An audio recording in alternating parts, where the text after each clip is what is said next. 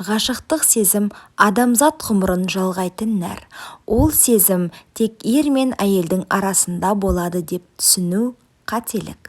Балаға, анаға, әке мен бауырға, дос пен жарға, туған жер, атамекенге, өнерге деген өлмей ажырамайтын қимастық, осының бәрі ғашықтық. Егер сен біреуді сүйіп, ал ол сені сүймесе, онда сенің махаббатың әлсіз және ол қайғылы. Қорқыныш бізге бір әлемді, ал махаббат басқа әлемді көрсетеді. Қай әлемде өмір сүретініңізді өзіңіз шешіңіз. Армандаңыз, ал армандар орындалмайды деп ешқашан ойламаңыз. Олар сіздің мақсатыңызға, бір нәрсені қалауыңызға айналады. Ұзақ уақыт күтуге тура келсе де, оны бекер деп ойламаңыз. Лайықты адамдардың армандары әрқашан орындалады, тек күте білу керек. Таңертең тұрғанда ойлайтын бірінші адамыңыз бен түнде жатарда ойлайтын соңғы адамыңыз сіздің бақытты болуыңыздың немесе бақытсыз болуыңыздың себебі. Шынайы махаббат қайғы-қасіретте білінеді. Түн қаншалықты қараңғы болса, ол соншалықты жарық болады.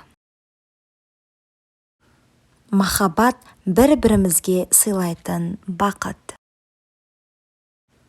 Махаббат күн сайын дәлелдеуді талап ететін теория. Махаббат саңырау еститін, соқыр көретін қасиет. Махаббат адамзаттың ең қызық және кешірімді, әлсіз жері. Махаббат жанымызды тыныштандыратын Құдайдың тілі. Біз бәріміз махаббат үшін дүниеге келеміз. Бұл жаратылыстың заңы және оның мақсаты.